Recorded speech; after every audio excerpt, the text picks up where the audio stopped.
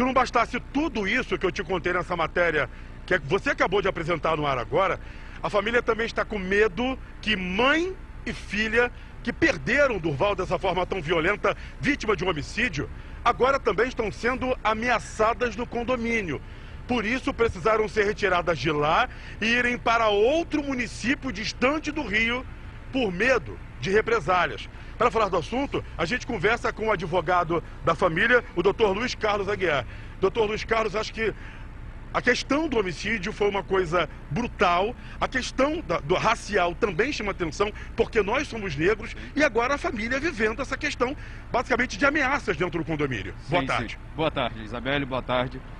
Existe uma retaliação de algumas pessoas do condomínio, onde a Luziane, a esposa dele, ouviu de algumas pessoas de que ela, como mulher, e nesse momento, por ser viúva, está com uma criança de 6 anos de idade morando lá, o certo seria ela deixar isso para lá e não continuar com as investigações, porque isso poderia ter um problema no futuro para ela.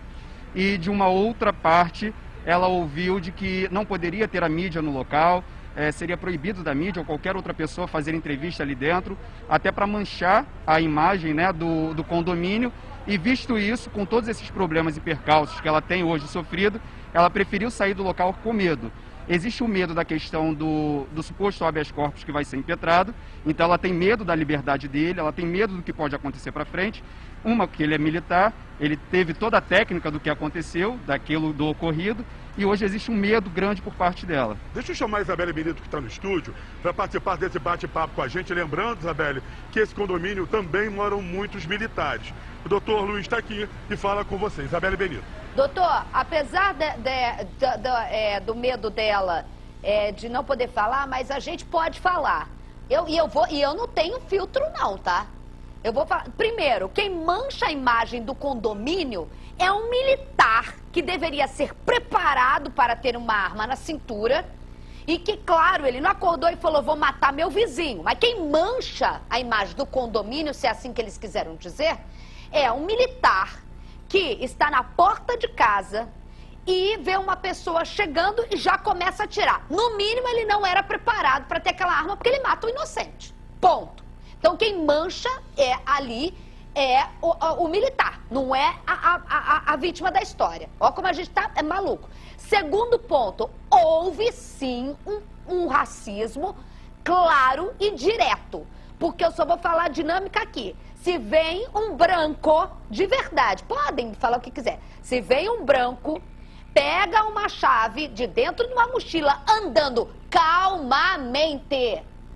Calmamente, ele não tá andando de forma rápida, ele não tá num movimento abrupto, que daí eu falaria, cara, que susto, a gente vive a flor da pele, a gente vive em São Gonçalo, a flor da pele, alguém vem correndo em cima de você, pô, o cara não pensou, que fatalidade, atirou. Não, ele vem caminhando calmamente, pega, pensando na vida, como eu, lesada, vou pensando na vida, às vezes no fim do dia cansado, toma um tiro, levanta a mão, toma mais tiro, então desculpa, irmão. Desculpa, você tem uma arma? Eu não quero ter arma. Porque eu posso fazer uma merreca dessa fácil, porque eu sou apavorada, não sou treinado. O cara é treinado, o cara tá na porta da casa dele. Ah, mas socorreu depois. Pô, é o mínimo que você tem que se fazer. A não ser que era uma treta de vizinho, você queria matar teu vizinho. Eu sei que ele não queria matar o vizinho dele. Mas assim, aí vem o outro ponto, doutor, que não dá pra me conformar. Se isso aconteceu dela e ela está relatando, e eu sempre quero acreditar, ninguém é vítima dessa história, no caso que sobrou ela e a filha dela, tem que sair da própria casa. Caramba, isso é covardia demais. Isso é crime de ameaça, doutor, isso é crime de ameaça. Ela está pedindo justiça, que é o mínimo que ela pode pedir depois do marido dela ser morto de graça dessa forma, entendeu? Pô.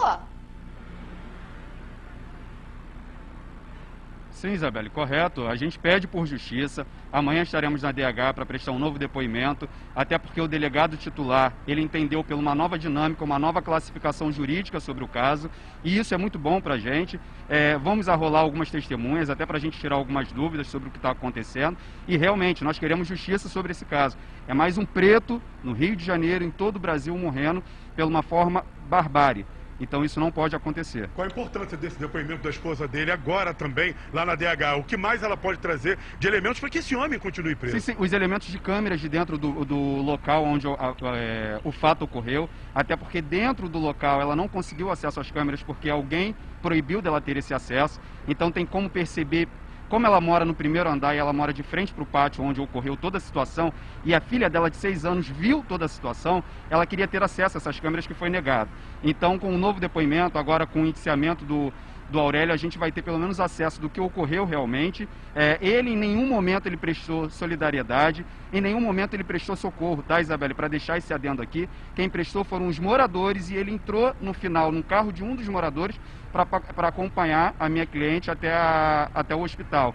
E chegando lá, em momento nenhum, ele tentou confortar ou tentou conversar com ela, tá Isabelle. bom? Ô, doutor, então estão até contando contaram coisa, que ele prestou socorro, que isso e aquilo. Então não, já começa a cair por terra outra coisa aí. Já é outra coisa além do mais. Primeiro dia eu fiquei sabendo, pegou no desespero. Falei, caraca, imagina você matar seu próprio vizinho. Eu fiquei aqui bem assim, nossa, deve... Mas então já começa a cair outras coisas por aí. Importância que o doutor falou de na delegacia se mudar para homicídio doloso, né? O delegado já responder por homicídio doloso. Deixa eu falar um negócio aqui, eu vou me ferrar um pouco, né? Porque quando a gente fala a verdade hoje em dia, mesmo com educação, as pessoas ficam chateadas, gente. Mas entendeu? Uma boa tarde aí pro doutor. Deixa eu falar uma coisa aqui para vocês. Para mim foi doloso, tá? No dolo eventual. Acho que ele assumiu o risco de... Sacar e matar. Assumiu o risco do resultado. Ele podia ter esperado... É muito fácil dar opinião aqui sentado no ar, de especialista de ar-condicionado, né? Sentado aqui falar, né? Mas ele já passei por situações assim. Eu acho que ele podia esperar um pouco mais. Ver que ele ia tirar da bolsa, tal, porque é muito termo, é muito limite ali você fazer merda, entendeu? Desculpa o termo. É muito, muito limite. Então, eu acho que ele errou, tem que ser homicídio doloso, com assumindo o resultado morte. A pena é a mesma, tá? Beleza. Agora eu vou com uma polêmica aqui. Todo mundo sabe que existe racismo, né, gente? Pelo amor de Deus, né? Mas não é só com negro, é judeu, é uma opção de coisa. Né? Todo mundo sabe disso, né? É ou não é? Beleza, concordamos com isso? Mas eu acho que nesse caso aqui, se fosse branco, ele também erraria. Eu acho que a forma, você falou de forma abrupta, eu acho que ele foi um movimento, foi uma má sorte tão grande de você ter um cara despreparado dentro daquele carro e ao mesmo tempo ele botar a mão na bolsa, entendeu? Foi um despreparo tão grande do militar que eu acho que se fosse branco, eu acho também que ele faria isso. Ele não esperou nada não, gente, ele saiu atirando, pô. Então eu acho, na minha humilde opinião, concordamos que existe racismo, né? Isso aí a gente não discorda. Mas eu acho que na minha humilde opinião, entendeu? Por favor, não sou dono da verdade, me perdoem, mas eu acho que ele também faria isso. Se o cara tivesse vindo devagar, vagarosamente, botando a mão na boca, eu acho que ele atiraria, doutor. Estou falando com o advogado dele. Eu acho que ele atiraria. O despreparo foi muito grande. Houve a legítima defesa... Ela tem que sair da casa dela, eu tô Não, a dor é sair com a filha dela, eu tô acompanhando o caso. Quantos anos tem, doutora, a filha dela? O filho? A filha? 6 anos de idade. 6 anos. Você tá com a dor do seu... A filhinha dela tem 6 anos e viu quase que tudo. Eu acho que... Outra coisa, sabe, Isabelle? Olha, essa família precisaria também de um apoio psicológico. Porque essa criança não conseguiu entender ainda que a morte do pai, perguntando para a mãe a todo instante, em que momento o pai vai voltar para casa ou vai levantar dali, daquela cena.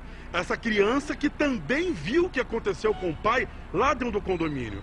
E essa família também precisa de um apoio psicológico. É um apoio tão grande, porque eles viveram racismo, viveram assassinato e também esse descaso, né, Isabelle? Caio, é que o Humberto tá aqui pedindo pra eu sair logo, que eu estendi mesmo, fui eu que me estendi aqui, mas eu ainda tô pensando como mãe agora, sabe, doutor, Caio, Carlos Augusto, tô pensando como mãe, e caraca, será que os moradores desse condomínio aí, se sou mãe desse condomínio, meu filho, eu sei que mora um monte de militar, mas é tudo gente boa, sabe? Não, desde que me prove o contrário, é tudo gente como a gente, né?